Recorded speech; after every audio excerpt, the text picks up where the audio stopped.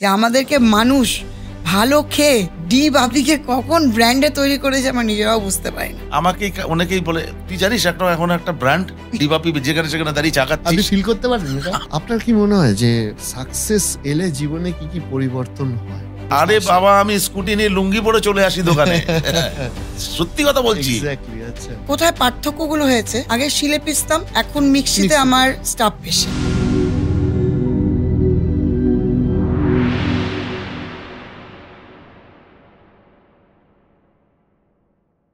কবে থেকে আপনার মনে হলো যে এই নাম হওয়াটা শুরু করলো, বা তারপরে আস্তে আস্তে বড় দোকান যেগুলোতে আপনারা শিফট হলেন? একটু আমাদের হিস্ট্রিটা বলুন। দেখো, আমাদের যখন 2006 আমরা দোকান দিয়েছি তখন অ্যান্ড্রয়েড ছিল না, ইউটিউব ছিল না, কিচ্ছু ছিল না। তো আমাদের যে একটা ফুটপাতে, সবাই তো ফুটপাতে খেতে চায় না, না? ধরো কেউ খেয়েছে, একদিন খেয়ে তার মুখের টেস্ট লেগে গেছে, ধরো ওকে বললো জানিস ওই ফুটপাতে ওই দোকানটা না, ফুটপাতে একটা হাই রোডের সামনে দেখবি একটা ফুটপাতে বেড়ার দোকান আছে, হেভি বিরিয়ানিটা খেতে।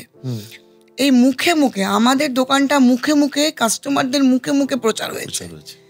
2012-তে আমরা একটা পাকা দোকান নিই, ওটা ওই ওয়ারলেস গেট থেকে একটু এগিয়ে গিয়ে একটা 2012-তে আমরা একটা পাকা দোকান, ঘরের যা সোনা গয়না ছিল সব বন্ধক টন্ধক দিয়ে, এটা একদম সত্যি কথা। সিএমডির কমপ্লেক্সের অপোজিটে দোকানটা। এবার সামনেই রান্না হতো দোকান, মানে দোকানের পাশে, তখনও কাস্টমার খেতে পাচ্ছেন, তখন এসি লাগানো নেই, সামনেই তো রান্না হচ্ছে আর পাশেই সব ধোঁয়াগুলো ঢুকছে। 2012 থেকে একটু আস্তে আস্তে আস্তে আস্তে যখন পাকা দোকানে আসে তখন 2-3টে ভালো ভালো গাড়ি দাঁড়ায়, তখন মানুষ খায়, আস্তে আস্তে প্রচার। তারপরে ধরো আস্তে আস্তে 2022 বলো, এই 24-19 থেকে আমাদের 18-19 থেকে আমাদের ব্র্যান্ডটা আরো মানুষের কাছে নাম ফেটে গেল যে ডি বাপি একটা ব্র্যান্ড তৈরি হয়ে গেছে। এক্স্যাক্টলি। কখন ব্র্যান্ড হয়েছে আমরা নিজেরাও জানি না, যে আমাদেরকে মানুষ ভালো খেয়ে ডি বাপিকে কখন ব্র্যান্ডে তৈরি করেছে আমরা নিজেরাও বুঝতে পারি না। সেটা মানুষের কি বলছিলেন, মানে ব্র্যান্ডটা কিভাবে হয়েছে আমিও কিন্তু বলতে পারবো না। আমাকে অনেকেই বলে তুই জানিস এখন একটা ব্র্যান্ড ডি বাপি যেখানে সেখানে দাঁড়িয়ে চাকাচ্ছিস। আপনি ফিল করতে পারেন এটা? আমি তো ব্র্যান্ড হলে ব্র্যান্ডের মালিকের কি করা উচিত? না, আমি তো এসব এখনো কিছু ফিল করি না। এবারে দেখো, সব থেকে বড় জিনিস যেটা, আমরা দুজনে যেখানেই যাই আমাদের বলে বাপিদা, ডলিদি, তোমরা ডি বাপি বিরিয়ানির ব্র্যান্ড, তোমরা দাঁড়িয়ে আছো, তোমরা এখানে এই করছো ওই করছো। আমরা দুজনে কিন্তু এখনো বুঝি না যে ব্র্যান্ড তো কাস্টমার বানিয়েছেন আমাদের। আজকে যে কষ্টটা করেছি ওইটা আমাদের পাওনা ছিল, কাস্টমারদের হাত থেকেই ব্র্যান্ড বানিয়েছে কাস্টমার। আপনার কি মনে হয় যে সাকসেস এলে জীবনে কি কি পরিবর্তন হয়? সেদিনকার ফুটপাতের দোকান থেকে আজকে বাংলার একটা পরিচিত নাম, লাইফে আপনার কি কি পরিবর্তন এসেছে? একটা বাঙালি ঘরের বহু মহিলার জীবনে বহু স্ট্রাগল আছে, কি কি পরিবর্তন এসেছে আপনার লাইফে? পরিবর্তন বলতে আমার দায়িত্ব বেড়েছে এখন। পরিবর্তন বলতে যে আজকে ব্র্যান্ড হয়েছে বলে আমি এরকমভাবে চলবো, ওরকম করবো, এরকম ব্যাপার নেই। আমার দায়িত্ব বেড়েছে। যেমন পরিবর্তনের মধ্যে আমার স্টাফের পরিমাণ বেড়েছে, তাদের একটা দায়িত্ব, তাদেরকে স্যালারি দেওয়া একটা টাইমে দায়িত্ব, তাদের আমার জন্য তাদের পরিবার, ধরো আমার যদি 25টা স্টাফ থাকে, একটা ঘরে যদি 2টো করেও ক্যান্ডিডেট থাকে তাহলে কতগুলি একটা পরিবার, সেই পরিবারদেরকে দেখাশোনা, তাদেরকে দেখাশোনা, এইসব দায়িত্বই আমার বেড়েছে। এটাই আপনি বলতে? এটাই আমি মটন প্রত্যেকটা দিন এখন অবধি সকালবেলা আসি স্কুটিটা নিয়ে, নিজে হাতে মটনটা চেক করি, কোন মটনের সাইজ কিরকম হয়েছে, কি কোয়ালিটির মটন তোমরা কাটছো, এগুলো এখন ডিউটি আমার এখন অবধি, প্রতিদিনের। কারণ আপনাদের মাটনটা খেতেই সব থেকে বেশি মানুষ। আরে বাবা, আমি স্কুটি নিয়ে লুঙ্গি পরে চলে আসি দোকানে। সত্যি কথা বলছি। আচ্ছা, অনেকে গল্প মনে করবে কিন্তু ফ্যাক্ট, আমি এখনো তাই করি, এখনো সেটা করি। পা রেখে চলাটা খুব ইম্পর্টেন্ট। হ্যাঁ, আমি এরকম ভাবেই চলি, এবং আমার ও তাই নেই এই রেটে চলে এসছে, কে বৌদি চলে এসছে। এক্স্যাক্টলি। ও যখন দোকানে যায় না, সব মোটামুটি সবার খাটিয়া খারাপ হয়ে যায় যে কে এসছে রেটে আজকে। না, আমি একটু ডিসিপ্লিনটা মেনটেন করি, যে ভাই আমার দেখো আগের খাটনিটা আমার একরকম ছিল। আগে বাসন মাজতে হতো, জল তুলতে হতো, এঁঠো মুছতে হতো, কাস্টমারদের এঁঠো তুলতে হতো, কিন্তু এখন আমাকে একটু মেনটেন করতে হয়। এখন খাটনিটা অন্যরকম। এখন কীভাবে বিরিয়ানিটা বানাচ্ছে, যেমন ধরো আগে আমার একটা বস্তা চাল, আমি আমার যে একটা ছেলে আছে, ও 18 বছর ধরে আজও রয়েছে, জাকির বলে নাম, ওর সাইকেলের কেরিয়ারে আমি 1 বস্তা চাল তুলে দিতাম। আর যে চাটনিটা আমাদের গ্রিন চাটনিটা খুব ফেমাস, এটা খুব ফেমাস, খুব ফেমাস, ওই চাটনিটাও আমার রেসিপি। ওটা আমি শিলে বাটতাম। এটা কি শুরুতেই আপনার মাথায় এসেছিল? ওটা এখন তো সবাই গ্রিন চাটনি করে, কিন্তু আমি প্রথম, মানে ঘরের রেসিপি। এইটা একটা স্টোরি, কিন্তু যে ব্যারাকপুর স্টাইলের গ্রিন চাটনির ইতিহাসটা আপনি এবার বলুন। হ্যাঁ, ব্যারাকপুরে ছিল হোয়াইট চাটনি, হ্যাঁ, আর গ্রিন চাটনি আমি ঘরে যেমন খেতাম, ঠিক ওটাকে শিলে বেটে একটা চাটনি বানিয়ে জাকিরকে, ওই আমার যে ছেলেটাকে আমি 1 কেরিয়ারের মধ্যে সাইকেলের মধ্যে আমার চালটা তুলে দিতাম, তাকেও একটা ডাব্বার মধ্যে চাটনিটা দিয়ে দিতাম, যে তুই যা আমি আসছি। ওই চাটনি আমার সিগনেচার। হ্যাঁ, তাই তো, সেটাই ব্যাপারটা হচ্ছে, ও তো ঘরে চাটনিটা নিজে খাওয়ার জন্য বানাতো আগে।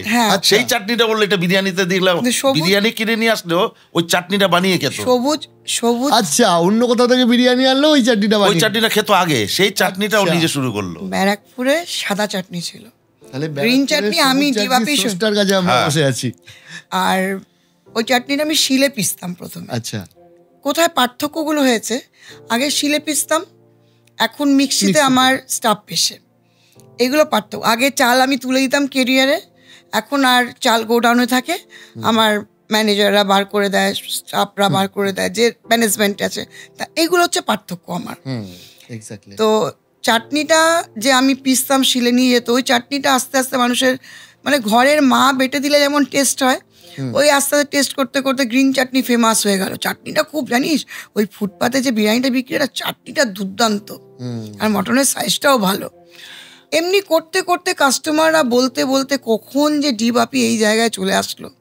এখন যেমন একটু ইউটিউব আছে, অ্যান্ড্রয়েড আছে, হোয়াটসঅ্যাপ আছে, ফটো তুলে পাঠিয়ে দেয়, তখন তো এরকম কোনো ব্যাপারই ছিল না। তাহলে আমাদের জার্নিটা আরো স্ট্রং ছিল, আরো অনেক পেনফুল ছিল। সব থেকে বেশি কোথায় কোথায় স্ট্রাগল করতে হয়েছে? স্টপ লেগে বেশি হয়েছে লাইট পাইনি, বৃষ্টিতে ঝড়ে প্যান্ডেল ছিঁড়ে পড়ে যাচ্ছে, ফুটপাত ভেঙে দিয়েছে, পরের দিন কি করবো? যেদিনকে ফুটপাত ভেঙে দেয়, পরের দিন কি করব? সেই আমি তখন কিছুই চিনি না, 2006 আমার তো প্রথম পায়ের স্টেপ বাইরে বেরিয়েছে। তখন আমি ওকে কিছুটা বাধ্য হয়ে, যেটা বলছি, হ্যাঁ, মানে সংসারে যদি মানে অভাব থাকে, তখন তো দুজনকেই খাটতে হবে না। ও খাটছে, আমিও, দুজনে মিলেই খাচ্ছি। তখন আমি ওকে জিজ্ঞেস করলাম যে বাপি, ছাতা কোথায় পাওয়া যাবে ভাড়া?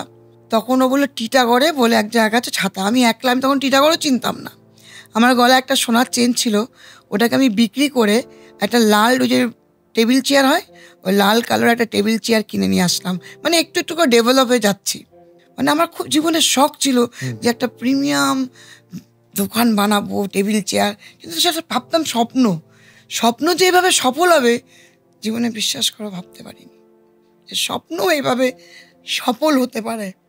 আজকে কত মানুষ, কাস্টমাররা যে বসে খায়, আজকে এসিতে, যারা বৃষ্টিতে বসে খেত, জল পড়ছে, রোদে, হাওয়াতে, খুব আশীর্বাদ করেছে তখন আমাদের, জানো তো, খুব ভালো লাগে। বিশ্বাস করো, আমি কাস্টমাররা যখন শান্তিতে বসে খায়, ভালো লাগে, আমার অনেক বড় পাওনা। আমার কষ্ট আমি ভুলেই যাই। আমি যে কি তৃপ্তি পাই, আমি তোমাকে বলে বোঝাতে পারবো। এই চোখের জলটাই আপনার স্ট্রাগলটা বুঝিয়ে দিচ্ছে যে কতটা কষ্ট করতে হয়েছে, আর নিজের হাতে বানানো একটা জায়গা। যেমন মেটেটা আমি বলেছি বাপিকে, মানে আস্তে আস্তে এগোচ্ছি যে বাপি আমাকে একটু মেটে দেবে, আমি ঘরে রান্না করে দেখি না বিক্রি হয় কিনা। তখন তো শুধু মটন বিরিয়ানি আর চিকেন বিরিয়ানি।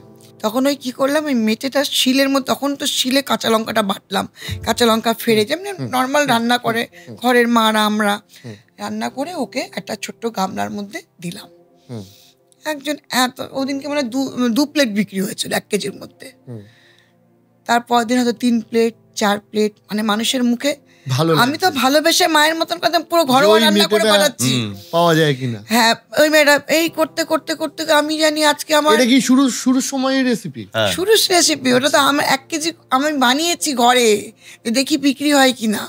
আজকে তো 10 কেজি 12 কেজি 14 কেজি 20 কেজি মেটে বিক্রি হচ্ছে, কিন্তু আমার স্টাফকে একটাই কথা, মেটে কিন্তু কাঁচা লঙ্কা বেটেই রান্না হবে। তাতে তুমি, অনেকে বলছে, একটা স্টাফ কাজ ছেড়ে দিয়েছে, এটা বলছি আমি, বলছে ম্যাডাম এত কাঁচা লঙ্কা বাটা আমার চোখ জ্বালা করে। আমি তখন বললাম, যখন আমি হাতে বাটতাম আমার হাত জ্বালা করতো না রে। এইটা কিন্তু এইভাবেই রান্না হবে, কাঁচা লঙ্কা বেটেই। আমাদের মটন কষা মেটে কাঁচা লঙ্কাই রান্না। এই জন্য আমাদের মেটে খেলে কোনো পেটের প্রবলেম নেই, কোনো প্রবলেম নেই, কাঁচা লঙ্কা দিয়ে তো পুরো একদম। কখন যে এই মেটে 1 কেজি সিগনেচার হয়ে গেল নিজেই বুঝলাম না। একদমই তাই। এবার একটা জিজ্ঞাসা করি যে এই মুহূর্তে আপনাদের ব্যারাকপুরেও তো আছে, মানে শুরুর দিকে আপনারা কত প্লেট করে বিরিয়ানি বানাতেন তখন? শুরুতে তো আমরা 3 কেজি চাল দিয়ে স্টার্ট করেছিলাম। 3 কেজি কত আমাদের 30-40টা বিরিয়ানি পার ডে বিক্রি হতো। আর আমরা চিকেন চাপ 2 পিস চিকেন চাপ একজনের কাছ থেকে নিয়ে বানালাম, 2 পিস বানিয়েছিলাম। তো ওই আমাদের যে এখন মানে হেড কুক সেই বানাতো আর সেই কাটতো। হেড কুক বানাতো, হেড কুকই কাটতো, হেড কুকই চিকেন চাপ রান্না করতো। যে হেড কুক আজও রয়েছে আমাদের কাছে, সাহেবর নাম। তো সেই থেকে 2টোর থেকে আজকে 400, 500, 1000 কোনো ব্যাপার নেই, গুনতে পারবো না। মানে ব্যারাকপুর, এখন ব্যারাকপুরে এত চাপ, 300 গ্রামের নিচে কোনো পিস নেই। আমার যে কোনো জিনিস বলতে কোয়ালিটি মেনটেন করতে হবে এবং সাইজ। 400-500 বিরিয়ানি না চিকেন চাপ বেরোচ্ছে? চিকেন চাপ। বিরিয়ানি কিরকম? বিরিয়ানি আছে, অনেক আছে বিরিয়ানি মোটামুটি আমাদের এভারেজ এখন মোটামুটি ধরে রাখো 18-20 হাঁড়ি প্রতিদিন বেরিয়ে যাচ্ছে।